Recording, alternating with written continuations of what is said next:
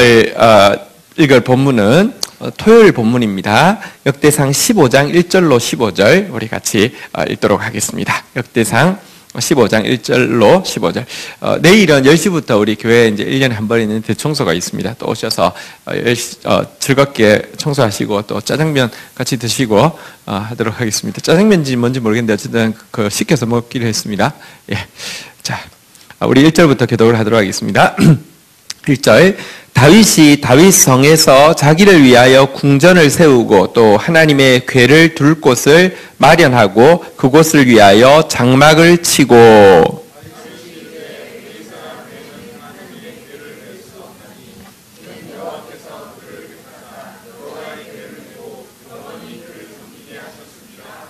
다윗이 이스라엘 온 무리를 예루살렘으로 모으고 여호와의 궤를 그 마련한 곳으로 메어 올리고자 하여 그앗 자손 중에서 지도자 우리엘과 그 형제가 120명이요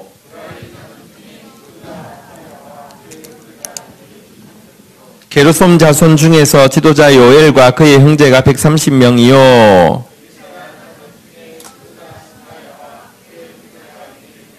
헤브론 자손 중에 지도자 엘리엘과 그의 형제가 80명이요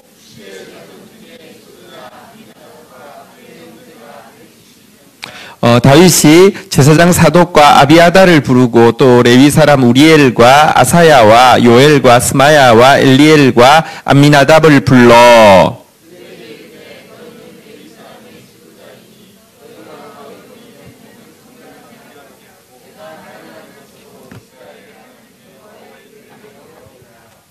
전에 너희가 매지 아니하였으므로 우리 하나님 여호와께서 우리를 찢으셨으나 이는 우리가 규례대로 그에게 구하지 아니하였습니다 하니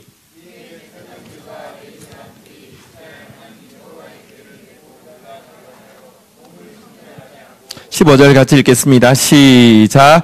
모세가 여호와의 말씀을 따라 명령한 대로 레위 자손이 채에 하나님의 궤를 깨어 어깨에 매니라. 아멘. 네. 우리 1절 읽고 시작하도록 하겠습니다. 1절 같이 읽겠습니다. 시작. 다윗이 다윗 성에서 자기를 위하여 궁전을 세우고 또 여호와의 궤를 둘 곳을 마련하고 그곳을 위하여 장막을 치고 자 우리 이제 다윗이 지금 성을 세우게 자기 이제 예루살렘 수도에 성을 세우게 되었죠. 우리 앞에서 보았지만 하나님이 부르심과 하나님의 은사와 부르심에는 후회하심이 없는데요. 비록 다윗이 실수할 수 있습니다. 실패할 수 있습니다. 그래도 하나님이 택하신 것을 하나님이 기뻐하신 것을 후회하시지 않는다는 것을 보이기 위해서 두로에서 이렇게 최고급 자재와 또 기술자들이 제일 뛰어난 기술자들이 왔던 것을 우리가 보았습니다. 다윗은 어떤 의미에서 자기를 높이고자 하는 마음이 없고요. 특별히 언약궤를 모셔올려다가 실패했기 때문에 사실은 하나님의 언약궤를 먼저 생각하는 사람인데 자기 집 먼저 생각하는 사람이 아닌데 근데 그때 하나님께서 너를 내가 택한 거 그리고 내가 후회하지 않고 나는 이미 너의 중심은 다 받았어. 그런 표현으로 다윗 성을 잘 건축할 수 있도록 했죠. 자, 그때 그가 그곳에 한 일이 무엇이냐고 하면 한번 따라하겠습니다. 장막을 치고 근데 그 자기 성에 한 곳에다 장막을 쳤습니다. 장막은 여러분 화려한 게 아닙니다. 그냥 텐트입니다. 텐트를 쳤습니다. 이 텐트는 무엇을 위한 텐트였습니까? 여기 보니까요. 하나님의 궤를 둘 곳으로 텐트를 치고 있습니다. 자, 여기에 좀 한번 보도록 하겠습니다. 여러분, 그는 하나님의 언약궤를 모시려고 했는데 도리어 베레스 우사 사건이 나고요. 너무 두려워가지고 포기를 하게 되었죠. 포기를 하게 되었는데 여러분, 한번 우리가 영적인 감흥을 느껴서 하나님께 헌신하고 하나님께 뭔가 이렇게 하려고 하는 것은 누구나 할 수 있습니다. 근데 그게 한번 막히고 나면요.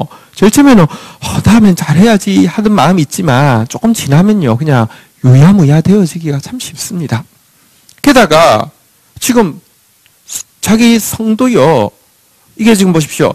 다윗은 귀한 게 자기가 다윗 성을 지을 때 두로에서 왔을 때 이게 은혜인 줄 알았습니다. 자기 지금 실패했는데 하나님 주신 은혜인 줄 아는데 어떤 사람은요, 실패한 건 잊어버리고 난 그거 누릴 만한 자격이 있어. 이렇게 되면 안 되는 것이죠. 근데요, 다윗은 여러분 성도 이렇게 잘 짓고 했는데도 하나님의 언약궤를 모셔야 되겠다는 생각을 포기를 할 수 없어서 지금 다시 시도하고 있습니다. 믿음이 무엇이냐? 끝까지 하나님을 포기하지 않는 것이 믿음입니다. 주중에 한 분이 상담, 우리 교우 중에 한 분이 이제 상담 꼭 이렇게 물어보고 싶은 게 있다고, 그래서 이제 상담 신방을 원해서 갔습니다. 내용은 무엇이냐고 하면, 우리 신앙생활 열심히 잘 하시는데, 자기는, 꼭 구원을 받고 싶은데, 꼭 영생을 맛보고 싶은데, 자기 모습을 보면 가능성이 진짜 전혀 없어 보이는데, 그래서 지난 특세 때 제목도, 특세 때 제목이 그렇습니다. 사실 모습을 보면 가능성이 없지만, 그래도 잘 알 수 없으니 하나님 긍휼로 구원을 받았으면 참 좋겠습니다. 이제 그게 특세 때 기도 제목이었고요. 그날도 대화가 뭐냐고 하면, 저 진짜 가능성이 없어 보이는데, 근데 저 포기를 하지 않으려고요. 어떻게 될지 모르니까 포기는 안 하려고요. 그런 말을 하더라고요. 그래서 그랬습니다. 믿음이 뭐냐고 하면 하나님을 끝까지 놓지 않고 포기하지 않는 것이라고. 다윗은요, 지금 언약궤 모시는 것을 여러분 한 번 실패했는데, 에이 그래 뭐 됐어, 마음이 중요하지, 뭐 이렇게 끝날 수도 있고요. 또 현실에 안주해가지고요, 뭐 국사는 바쁘고 나는 사람들에게 존경받고 현실은 편안하니까 잊어버릴 수 있는데, 지금 다시 시도를 하고 있는데요. 시도를 함에 있어서 이 장막이라는 단어가 중요합니다. 여러분 장막이 하나님께 어울립니까? 안 어울립니까? 게다가 자기 집은 지금 엄청나게 백향목으로 지었는데 장막은 어울리지 않지 않습니까? 이제 배가 좀 부르고 하니까 자기는 큰 백향목 집에 있지만 하나님은 이제 마음이 떠나가지고 그냥 장막을 지은 겁니까? 그게 아니에요. 그는 과거에는요, 언약궤를 이제 70년 만에 막 한지에 있던 것을 수도에 가져오는 것이 하나님께 큰 기여를 해드린다는 생각, 그리고 백성들 앞에서 내 면이 선다는 이런 생각을 가지고 있었는데, 지금은 사실은 하나님이 자기한테 와주시는 것은요, 온 우주의 하나님이, 주인이 이런 비천한 천막에 들어오는 것처럼 진짜 내가 하나님께 기여하는 것이 아니라 하나님이 나를 불쌍히 여기시는 것이라는 생각 때문에 지금 장막을 준비했습니다. 마치 광야 시대에 이스라엘 백성들이 언약궤를 장막에 모셨잖아요. 그죠?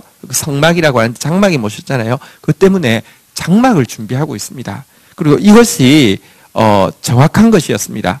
이 장막은, 다윗의 장막은 곧 예수 그리스도의 성육신, 비천하게 되어서 우리 가운데 오실 성육신을 상징하고 있는데요. 이 장막을 이렇게 예비를 하고 나서는요, 2절 한번 보도록 하겠습니다. 우리 같이 읽도록 하겠습니다. 시작. 다윗이 이르되 레위 사람 외에는 하나님의 궤를 맬 수 없나니 이는 여호와께서 그들을 택하사 여호와의 궤를 메고 영원히 그를 섬기게 하셨음이라 하고. 자, 장막을 딱 준비하고 나서는 이제 레위인을 소집을 하는데 이 뉘앙스를 보십시오. 레위 사람 외에는 여호와의 궤를 맬 수 없나니, 굉장히 단정적이죠. 이는 여호와께서 그들을 택하사 여호와의 궤를 메고 영원히 그를 섬기게 하셨습니다. 굉장히 단정적입니다. 선언하고 천명하는 내용입니다. 자, 그런데 1차에 그가 여러분 이 언약궤를 모셔오려고 할 때는 어떻게 했는지 아십니까? 13장 1절 2절에 보면, 역대상 13장 1절 2절에 보면 처음 언약궤를 이렇게 모시고 오려고 할 때 했던 내용이 나오는데요. 보십시오.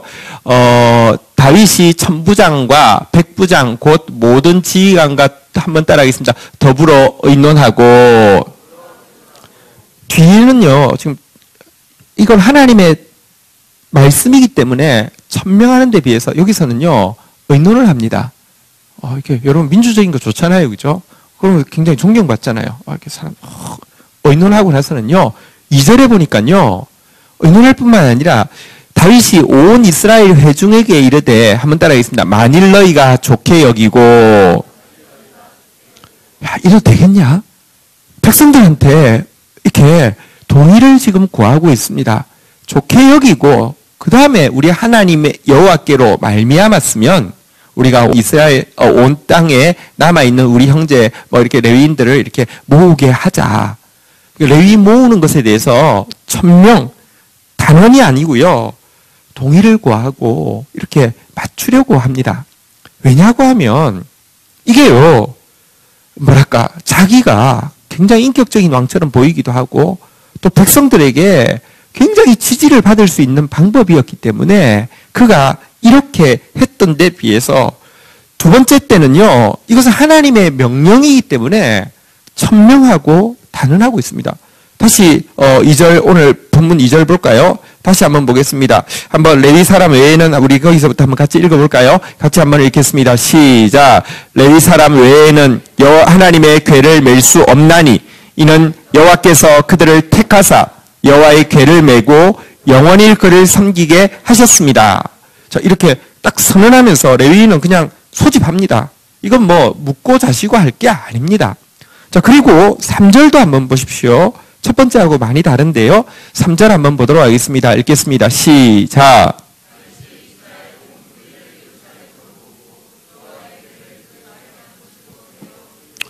온 무리를 어디에 모았다고요? 예루살렘에. 이제 왕이신, 사실은 이스라엘은요, 하나님이 통치하는 나라입니다. 다윗은 끝까지 다윗의 나라를 세우려 한 게 아니라 하나님 나라의 대행자 역할을 했습니다. 왕이 오실 것인데요, 예루살렘에 오실 것인데요, 예루살렘에 모았습니다. 첫 번째는 어디에 모은 줄 아십니까? 한번 볼까요? 13장 6절 한번 보도록 하겠습니다. 첫 번째 때는 어디에 모았는지 보십시오. 다윗이 온 이스라엘을 뭐 하고요? 거느리고 어디로 갔냐고 하면 바알라, 곧 유대에 속한 기럇 여아림으로 올라가서 여호와 하나님의 궤를 메오려 하니. 왜냐고 하면 첫 번째는요, 기럇 여아림으로 백성들을 다 거느리고 갔습니다. 왜냐고 하면 거기에 언약궤가 있으니까. 그리고 그 언약궤를 예루살렘까지 모시고 오는 것은 너무나 중요한 퍼포먼스고, 지지율이요, 지금 뭐 한 80, 90 하는데 100% 될 수 있는 너무나 대단한 퍼포먼스이기 때문에 다 거느리고, 그러니까 이 일을 위해서 동의도 먼저 구했죠. 너희들이 좋게 여기면. 또 지도자들하고 의논도 했죠. 다 거느리고 갔었어요. 거느리고 갔는데 보십시오. 정확하게 보면 그때도 언약궤를 매러 간다고 했습니다. 근데 매면요, 솔직히 말하면 언약궤를 몇 명이 맵니까? 4명이면 됩니다. 그러면 4명이 매고, 여기 솔직히 말하면 4명이 매면요, 폭이요, 한 이 정도면 되지 않겠습니까? 그러면요, 이게 일단 가다가 안 나옵니다. 백성 다 왔는데 이렇게 매면 여러분 무슨 뭐 관람석이 있는 것도 아니고 보이지도 않습니다. 그때 아비나답이 제안을 하죠. 우리 집에 70년 전에 올 때 큰 수레, 새 수레에다가 언약궤를 싣고 왔다고. 그 수레를 만들면, 여러분, 큰 수레, 새 수레 만들면요, 여러 사람 동반할 수 있고요. 언약궤를 맬 때는, 레위인만 하게 돼 있는데, 수레를 만들면요, 법칙이 없는 거니까, 자기 아들도 그 자리에 끼워 놓고요. 여러 가지 방법이 있고. 그러니까 서로 윈윈하자는 거였어요. 당신도 뽀대 나시고 나도 한 자리 없고. 이게 통한 이유가 처음부터, 첫 단추부터 이렇게 섞여 있었어요. 내 인기, 이렇게 막 내 생각들이 막 섞여 있었던 것이죠. 근데 이번에는 정확하게 처음부터 선언할 것은 선언하고요. 또 이 행차 자체에 이 행차를 통하여서 뭔가를 얻으려는 관심이 없습니다. 여러분, 새로 만든 큰 수레하고 지금 언약궤를 모실 장막 굉장히 대비되어지고요. 어쨌든 지금은, 여러분, 하나님을 예배함에 있어서 하나님이 원하시는 것은 영과 진리인데요. 세상은요, 영 대신에, 성령 대신에 분위기를 만들고요. 분위기 좋은 게 성령인 줄 알아요. 그 다음에 진리 대신에 규모를 내세웁니다. 규모가 크면요, 압도되는 느낌이 있습니다. 종교심이 막 발현됩니다. 왜 부처상은 다 큰 줄 아십니까? 이 정도 되면요, 그 밑에 서면요, 종교심이 느껴집니다. 근데 하나님은 분위기나 규모가 아니라 영과 진리로 예배하는 걸 원하십니다. 천막 쳤다고 화내는 거 아니고요. 숫자 작게 들러왔다고 화내는 게 아니라 진리대로 하기를 원하고 성령대로 하기를 원하시는 분이 주님이시거든요. 다윗은 한번 실패했지만 포기하지 않은 것 귀하고, 또 한 가지는 한번 실패했지만 그것을 통하여서 정확하게 배워야 될 것을 정확하게 배우고 그대로 실천하고 있는 점이 그가 뛰어난 점입니다. 어쨌든 이렇게 해서 내려가게 되는데요. 4절부터 보면 이 일을 위해서 이제 레위인을 이렇게 모으는 장면입니다. 레위인은 레위의 아들이 세 아들이 있습니다. 우리 5절 볼까요? 한번 따라하겠습니다. 그앗 자손. 자, 그앗 자손의 지도자는 누굽니까?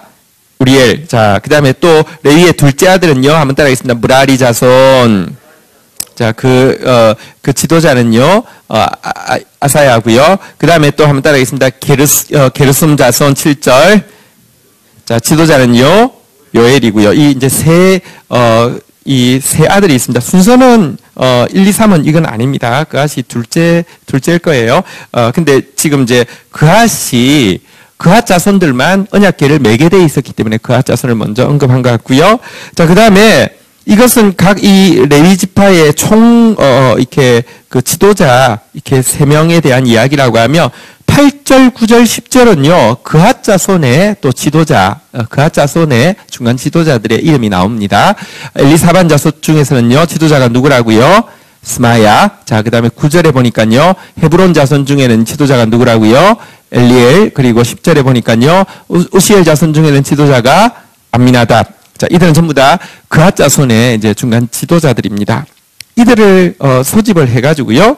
11절에 보니까 제사장인 대제사장인 사독과 아비아달, 그리고 위에 나왔던 지도자들, 그앗 자손의 우리엘, 무라리 자손의 아사야, 11절 보고 있습니다.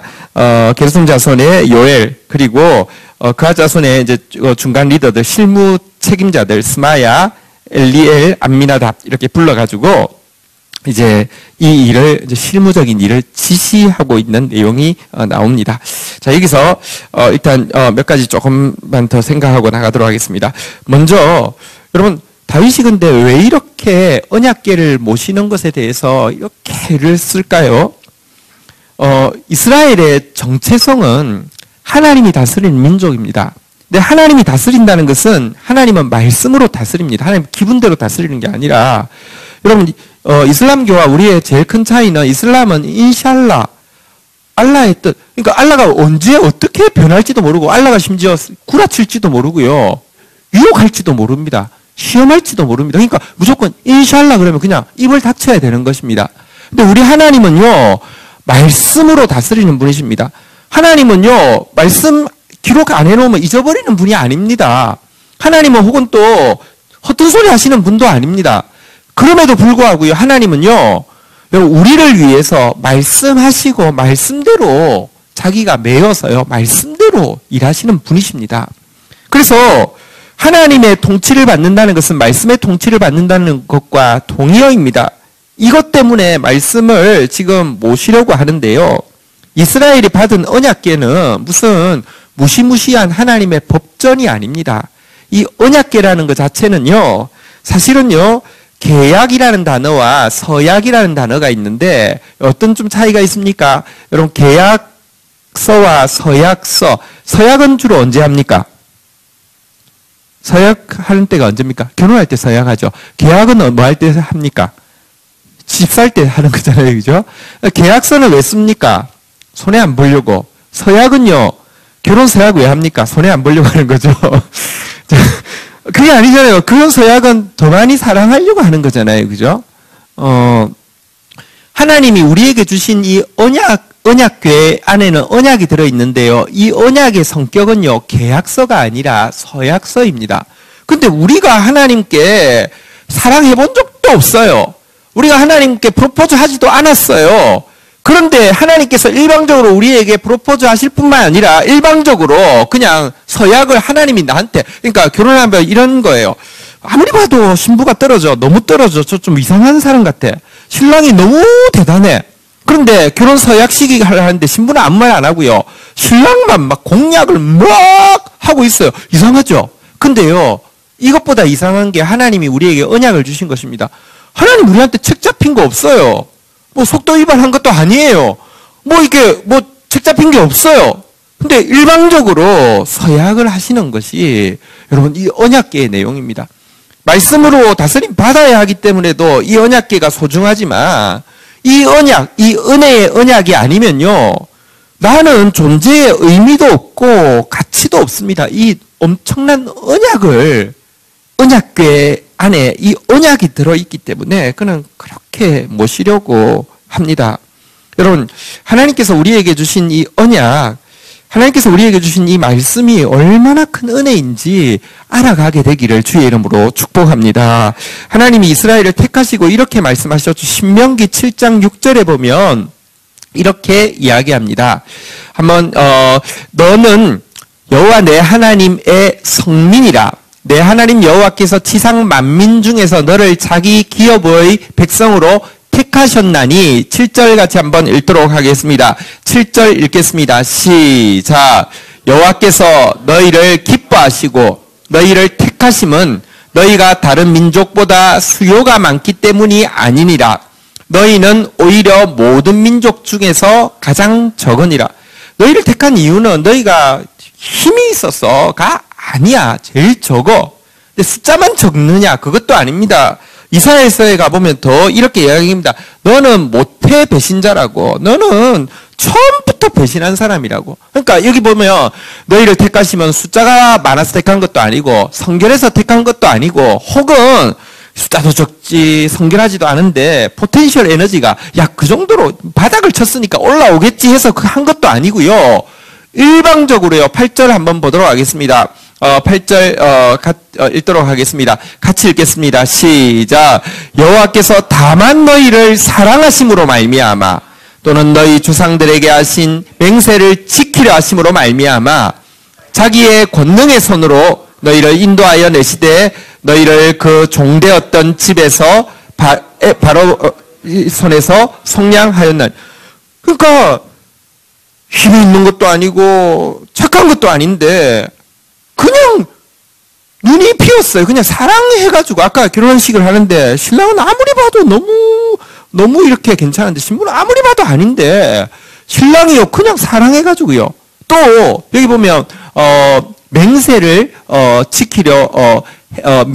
지키려 하심으로 말미암아 서약을 해버렸기 때문에 내가 너희를 이집트에서 인도하여 냈고 그때 언약궤를 주셨잖아요, 그죠?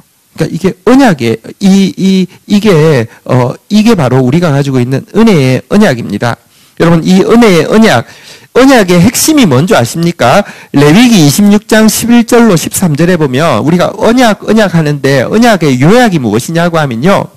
자, 내가 내 성막을 너희 중에 세우리니 내 마음이 너를 싫어하지 아니할 것이며 우리 싫어하지 않는다고 이야기하시면서 자, 성막을 너희 가운데 세울 것이라고 이야기했는데요. 언약의 핵심이 뭐냐? 12절입니다. 레위기 26장 12절은 언약을 한마디로 요약한 것입니다. 같이 한번 읽도록 하겠습니다. 읽겠습니다. 시작. 나는 너희 중에 행하여 너희 하나님이 되고 너희는 내 백성이 될 것이니라. 언약이 무엇이냐? 한마디로 이야기하면 한번 따라하겠습니다. 너희 하나님이 되고 너희는 내 백성이 될 것이라. 이게 언약인데요. 다시 이야기합니다. 아무 이유가 없습니다. 그냥 기뻐하신 것입니다. 이것을 은혜라고 합니다. 13절 이 언약을 주셔가지고요. 한번 같이 이 언약 때문에 같이 한번 읽겠습니다. 시작. 나는 너희를 애굽 땅에서 인도하여 내어 그들에게 종된 것을 면하게 한 너희 하나님 여호와니라. 내가 너희의 멍에에 빗장을 부수고 너희를 바로 서서 걷게 하였느니라. 옛날에 종되어 있었습니다. 하나님께서 신명기에 보면 이 십계명을 주실 때 종된 너희를 애굽에서 건져내 너희 하나님이라고 이야기합니다. 지금 사랑 때문에 내 백성 삼으시려고 언약을 맺는 하나님이라고 이야기합니다. 어쨌든 이게 은혜의 언약입니다. 이것을 알기 때문에 다윗은요 어떻게든지 이 언약궤를 즉위식처럼 모시려고 합니다. 솔직히 말하면 인기를 끌려고 하면 브라심까지 데리고 내려가야 되는데요. 자기는 소수와 내려오고요.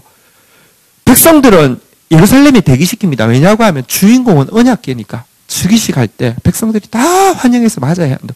자기 표현은 도움되어지지 않지만 정말 영과 진리로 언약궤를 맞을 준비를 하고 있는 것입니다. 자, 그런데 여기서 한 가지 더 생각하겠습니다.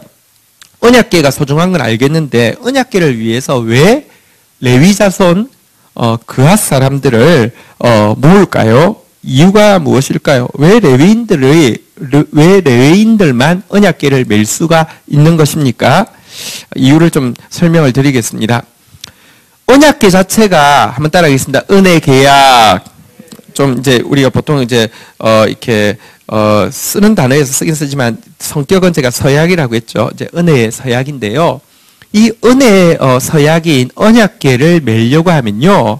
사실은 이스라엘 모든 백성 중에서 은혜 서약의 상징이 되는 지파가 있는데 그들이 레위 족속입니다.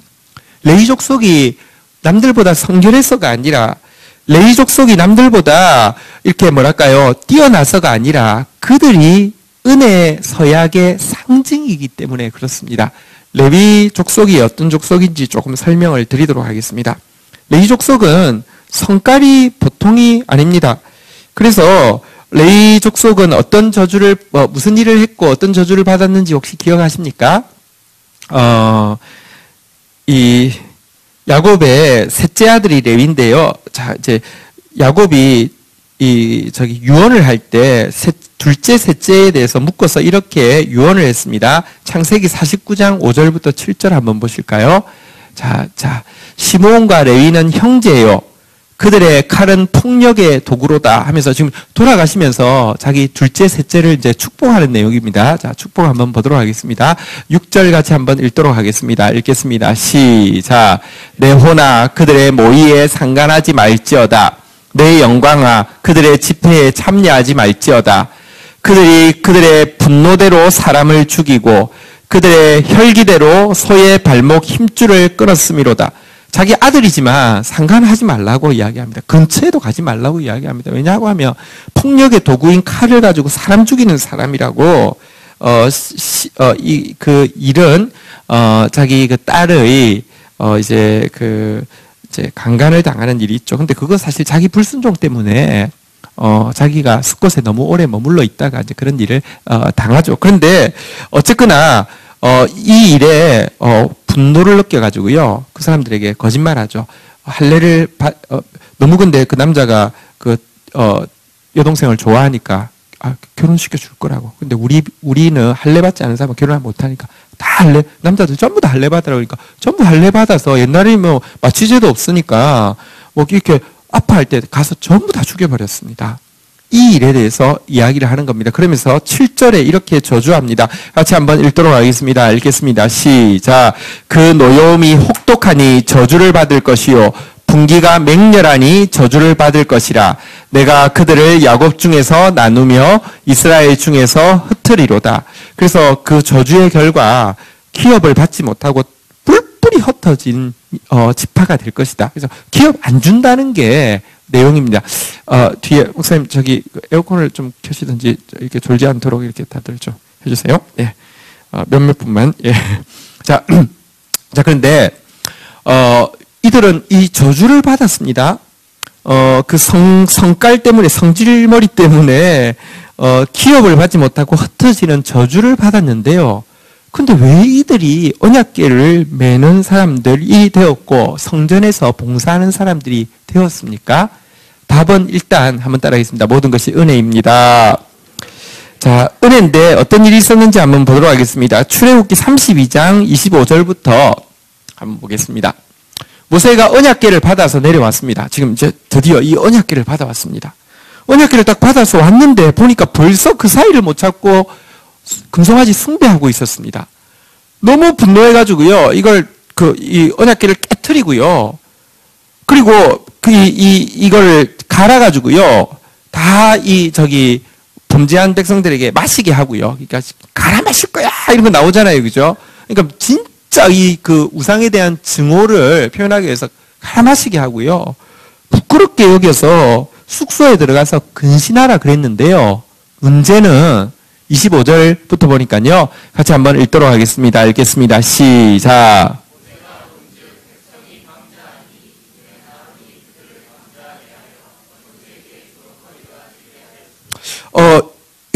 요 상황은 뭐냐고 하면, 진짜 근신하라고 했는데, 근신하는 게 아니라 길거리를 돌아다니면서, 야, 나 금리빨 됐어.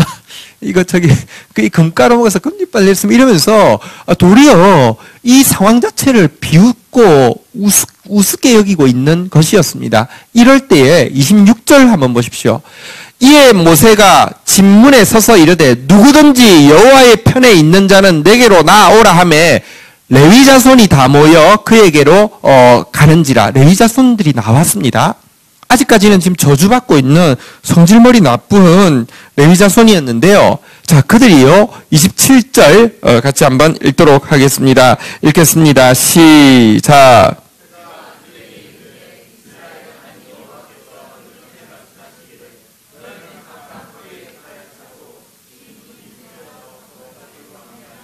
각 사람이 그 형제를, 각 사람이 자기 친구를, 각 사람이 자기의 이웃을 죽이라 하셨느니라. 지금 하나님께서 기회를 안 준 거 아닙니다. 언약궤를 깨트려서 백성들로 하여금 이 진짜 부끄럽게 여기는 기회를 주셨는데 비웃고 조롱하니까요. 이렇게 심판하라고 할 때 28절, 29절에 보면요. 교도가도록 하겠습니다. 레위 자손이 모세의 말대로 행하매 이날의 백성 중에 3,000명 가량이 죽임을 당하니라. 29절 같이 한번 읽도록 하겠습니다. 읽겠습니다. 시작.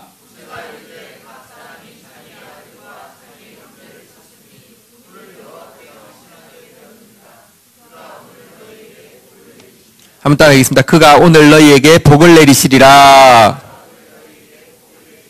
여러분, 지금 그들이 과거 이 폭력의 도구였던 칼이요. 지금 이제 하나님의 거룩한 의분, 질투의 도구로 사용되었고요. 그러자 그들의 받았던 저주, 이스라엘 가운데 흩어진 것이요. 도리어 거꾸로 축복이 되었습니다. 이스라엘 가운데서 기업이 없기 때문에 다 흩어져 있는데 그곳에서 백성들에게 하나님을 섬길 수 있도록 언약을 가르치고 그리고 예배를 돕는 사람들로 위치가 저주가 축복으로 바뀌는 계기가 된 것입니다. 이것에 대해서 모세가 죽으면서 유언을 할 때 레위 지파에 대해서 이렇게 예언하고 있습니다. 신명기 33장 9절부터 한번 보겠습니다. 신명기 33장 9절. 그들이 이 심판할 때 어떻게 했는지가 잘 나옵니다. 보십시오. 그는 그의 부모에게 대하여 이르기를 내가 그들을 보지 못하였다 하며 그의 형제들을 인정하지 아니하며 그의 자녀들을 알지 아니한 것은 주의 말씀을 준행하고 주의 언약을 지킴으로 말미암음이로다. 여러분, 칼을 가지고 나갔는데 일부는요, 부모가 혹은 지금 형제가 혹은 심지어 자녀가 하나님 막 방자하게 조롱하고 있을 때 부모도 알지 않고요, 형제도 인정하지 않고요, 자녀도 알지 않고요, 진짜 하나님의 분노로 심판하였습니다. 그러니까 이렇게 내 거는 다 챙기고 남한테 이렇게 하는 게 아니라 솔직히 말하면 자기 자식을, 자기 부모를, 이건 정말로 자기를 그거 해야 하는 것보다 더 무서운 일이죠. 근데 말씀대로 심판하였습니다. 이렇게 한 그들에 대해서 모세가 무엇이라고 예언하고 있냐고 하면, 이 레위 지파에 대해서 예언하고 있냐고 하면 10절 한번 보도록 하겠습니다.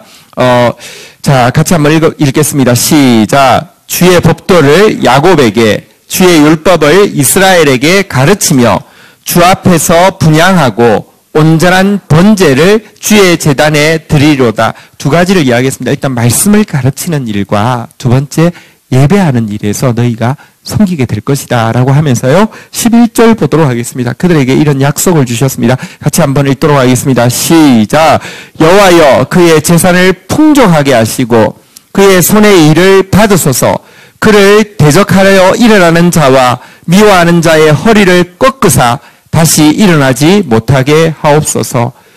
보십시오. 이들은 어떤 의미에서 그 성질머리가 나쁘고요. 그래서 저주를 받았는데 그 성질이, 그 단점이 장점으로 지금 사용되었습니다. 그리고 그 저주가 거꾸로 전체 가운데 들어가서 그들에게 말씀을 가르치고 예배하는 축복으로 전환이 되게 되었습니다. 사실 비누아스도 이 레위 자손인데요. 비누아스는 더 하잖아요. 그죠?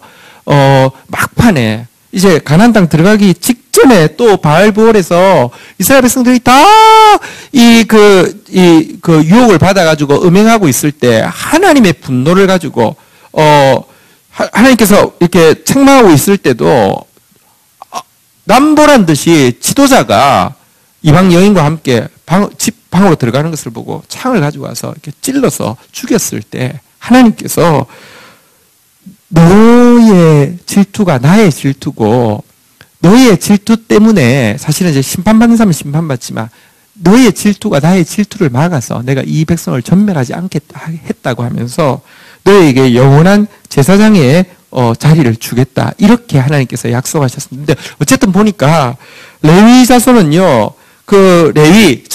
진짜 시작인 레위나 아니면 지금 오늘 이 언약궤 받았을 때 레위 자손이나 아니면 비나스나 전부 다 칼 들고 다니는 사람이에요. 여러분, 성질은 잘 안 변하는 것 같아요. 되게 성질은 안 변하는데 그 성질이요, 정직하게 보십시오. 성질이 막 칼 들고 다니면서 자기 자식, 자기 부모, 자기 형제는 다 빼놓고요. 남들에게 찌르는 것은 하나님 용서하지 않을 거예요. 근데요, 이들이 정직하게 아까 하나님께 헌신했다 그랬는데 원어의 뜻은 하나님의 공의를 만족시켰다 이런 뜻인데요. 진짜 공의롭게 심판을 단행할 때 하나님께서 저주받은 그들이 도리어 언약궤를 맬 자로 은혜의 언약은 은혜 받은 사람이 매야지 가장 어울리니까 레위인에게 매게 했다는 말입니다. 조금 더 정확하게 좀 설명을 드릴게요. 여러분들 이스라엘 백성들 가운데 은혜 받은 사람이 있습니다. 우리 가족에 제가 한번 물어보겠습니다. 자, 장남 한번 손 들어보세요. 장남. 자, 우리 장남 컴플렉스에 시달리고 있는 우리 장남들. 네, 여기 장남들 계시군요. 근데 성경에 보면 이 장남은 전부 다 하나님 것이라고 했습니다. 왜냐고 하면 장남이 죽었어야 되는데, 한번 따라하겠습니다. 나는 죽었어야 했습니다. 예, 죽어야 되는 사람입니다. 애굽에서 모두 다 죽을 때 이스라엘은 특별히 성결했나요? 아니에요. 근데 예수님이 대신 죽어주셨기 때문에 그래서 장자가 하나님을 섬기도록 되어 있었습니다. 자, 그런데요, 솔직히 말하면 언약궤를 누가 매야 되느냐? 장자들이 매야 되는 거예요. 자, 그런데 이 장자들 대신에 장자들보다 더 못한 진짜 은혜 아니면 안 되는 저주의 성질머리도 하나도 못 고치는 이 레위인들, 이들을 바꾸어서 이 언약궤를 매게 하겠다는 게 성경의 선언입니다. 민수기 3장 41절에 보면 정확하게 나옵니다. 민수기 3장 41절 한번 보도록 하겠습니다. 같이 한번 읽도록 하겠습니다. 시작. 나는 여호와라. 이스라엘 자손 중 모든 처음 태어난 자 대신에 레위인을 내게로 돌리고 또 이스라엘 자손의 가축 중 모든 처음 태어난 것 대신에 레위인의 가축을 내게 돌리라. 그래서 인구조사를 해보니까 당시 인구조사할 때 언약궤를 맬 수 있는 레위인의 숫자가 22,000명이었는데 장자의 숫자를 이스라엘 백성들 가운데 장자의 숫자를 확인해 보니까 22,273명이었습니다. 자, 그러면 레위인이 몇 명이 모자랍니까? 장자를 대신하며 273명이 모자라죠. 그래서 273명은 1인당 5세겔씩 계산해서 돈으로 레위인에게 주고 어쨌든 레위인이 대신하게 하셨습니다. 레위인이 이만큼 이제 은혜의 상징입니다. 다시 말하면 우리가 하나님 일을 하는 것은요, 내가 잘나서 하는 게 아니라 제일 은혜 받은 사람이기 때문입니다. 제일 못났기 때문입니다. 제일 저주받은 사람이고 제일 단점이 많은 사람이기 때문입니다.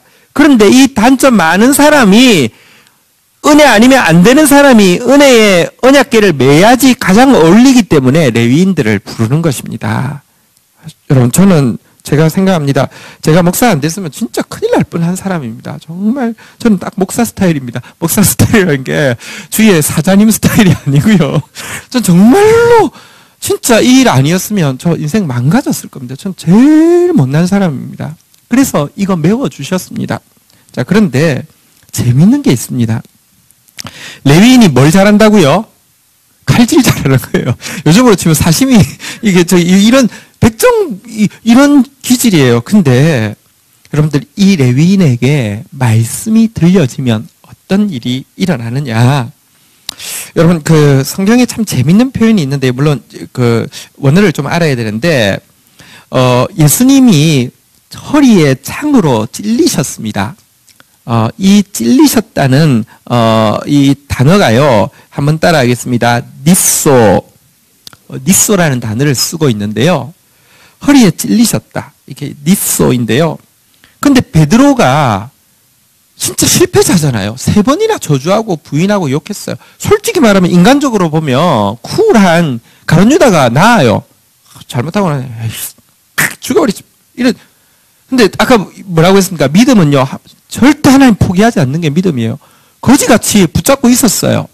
그런 그에게 말하자면 은혜가 임하고 그가 말씀의 사역을 감당하게 되죠. 구약적 표현으로 치면 레위인으로서의 사역을 감당할 때 그가 말씀을 전할 때 백성들이 마음에 찔려 그랬는데요. 이 찔려라는 단어가 원어로는요. 아까 창에 찔렸다고 할 때 원어가 뭐라고요?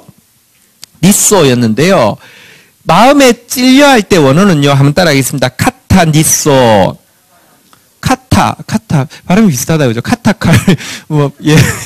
카타 니소는 뭐냐고 하면 찔려 정도가 아니라 깊이 찔려 이런 뜻입니다. 그러니까 예수님의 허리에 창이 찔린 것보다 말씀이 더 깊이 들어간다는 것입니다. 근데 진짜 그렇습니다. 여러분 우리 사람이 잘 안 바뀝니다. 정말 돌덩어리 같은 마음입니다. 그런데 하나님 은혜 주시면 어떤 일이냐고 하면 마음이 찔리는데 보통 무엇을 통해서 마음이 찔리게 하느냐? 충격적인 사건 당해도요, 며칠 지나면 똑같습니다. 사람은 안 바뀝니다. 근데 말씀이 들어가면요, 카타니소, 진짜 사람이 변화되어질 수 있습니다. 그래서 전도서 12장 11절에 보면요, 말씀 사역자들의 사역에 대해서 이렇게 이야기합니다. 전도서 12장 11절 같이 한번 읽도록 하겠습니다. 같이 읽겠습니다. 시작. 지혜자들의 말씀들은 찌르는 채찍들과 같고 회중의 스승들의 말씀들은 잘 박힌 못 같으니 다 한 목자가 주신 바니라. 그래서 여러분 레위인은 사실 기질적으로 칼 들고 다니는 사람이었는데 그들에게 성령이 임하자 말씀의 검이 임했고요. 이 말씀의 검은요 카타니소, 여기 보니까 찌르는 채찍, 잘 박힌 못처럼 심령에 파고든다 이렇게 이야기하고 있습니다. 우리가 어쨌든 신약 시대는 만민 제사장이라고 하는데요. 우리에게 하나님 이 같은 말씀을 우리에게 주셔서 우리가 이 자리에 있지. 우리가 이 자리에 있을 사람입니까? 솔직히 안 그렇습니까? 자, 그리고 여러분들 우리의 입술을 통해서 정말 하나님의 말씀이 들어가면 내가 말로 사람 찌르는 거 잘하는 것은요. 사실은 참 하나님 앞에서 시간이 지나면 지날수록 변화되어질 것입니다. 그런데 내게서요 말씀이 안 나가는 것도 문제고요. 말씀이 나가는데 무딘 것도 문제입니다. 진짜 이런 말씀이 나갈 수 있는 은혜를 하나님께서 주시는 것입니다. 자, 이래서 레위인들을 불러 모았는데요. 자, 레위인들을 불러 모아서 이 다윗이 부탁하는 것은 12절 한번 보도록 하겠습니다. 12절 같이 한번 오늘 본문으로 가서 읽도록 하겠습니다. 시작.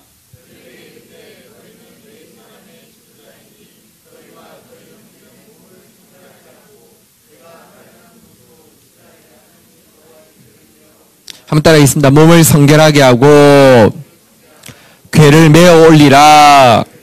두 가지를 부탁하겠습니다. 성결하게 하고 궤를 메어 올리라. 수레 같은 거 이거 안 된다는 것이죠. 13절에 보면 정확하게 나오고 있습니다. 13절 같이 한번 읽도록 하겠습니다. 읽겠습니다. 시작. 전에는 너가 매지 아니하였으므로 우리 하나님 여호와께서 우리를 찢으셨으나 이는 우리가 규례대로 그에게 구하지 아니하였습니다 하니라. 하나님 기분풀이 한 게 아니라 하나님 그냥 갑자기 기분 나빠서 한 게 아니라 규례대로 하지 않았기 때문에 그런 거고 규례대로 해야 된다고 이야기하면서 그러니까 부탁하는 것이 두 가지죠. 하나는 성결한 마음을 부탁하고요. 두 번째는 규례대로 하는 행동을 해서 올리라 이렇게 부탁을 하고 있습니다. 자, 이 말대로 순종을 하는 장면이 14절, 15절에 잘 나와 있습니다. 14절 제가 읽고 15절 여러분이 읽겠습니다. 이에 제사장들과 레위 사람들이 이스라엘 하나님 여호와의 궤를 메고 올라가려 하여 몸을 성결하게 하고 15절 읽겠습니다. 시작.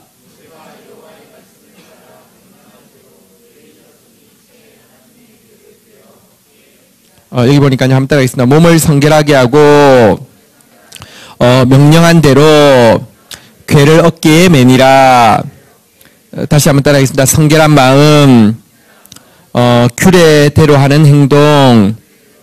자, 이 두 가지를 이제 부탁을 합니다. 성결 없이는 하나님 말씀 받을 수 없고요.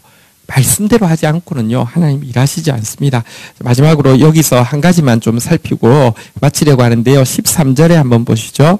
자, 이 규례대로 하지 않자 어떻게 하셨냐고 하면 하나님께서요, 한번 따라하겠습니다. 우리를 찢으셨으나, 자, 찢으셨다 이랬는데요. 이 찢었다는 단어가 명사형으로 하면 한번 따라하겠습니다. 페레츠, 찢으셨다는 단어가 페레츠입니다. 그래서 사실 우리 한글 성경에는 베레스 우사라고 되어 있는데 히브리 발음대로 하면 한번 따라하겠습니다. 페레츠 우사. 그러니까 그건 무슨 뜻입니까? 우사를 찢으셨다 이런 뜻입니다. 우사를 찢으셨다. 규례대로 하지 않으니까 우사를 찢어버렸습니다. 페레츠 우사 이렇게 되어 있습니다.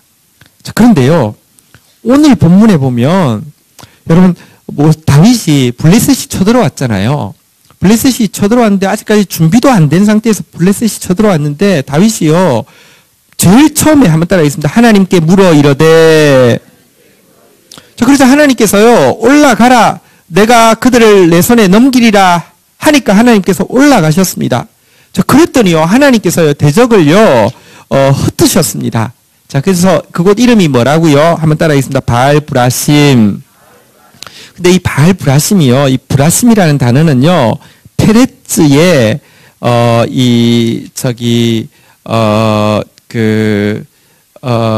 복수형입니다. 페레츠의 복수형이고요.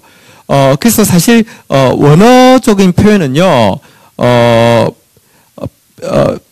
바알 페라찐이라고 되어 있는데요. 이게 이제, 그냥 우리 한글 성경에서는 바알 브라심이라고 했는데, 사실, 이게 무슨, 바알은, 바알 신을 이야기할 때도 바알 신이지만, 보통은요, 바알이 성경에 보면, 호세아서인가에 보면 이렇게 되어 있습니다. 다시는 너희 하나님을 바알이라고, 내 바알이라고 부르지 않고 내 남편이라 부르리라 이래 되어 있는데, 이게 무슨 말이냐고 하면, 바알이 일반 명사로 쓰이면 주라는 뜻입니다. 그러니까 보십시오. 규례대로 안 하니까, 페레츠 우사를 찢으셨는데요.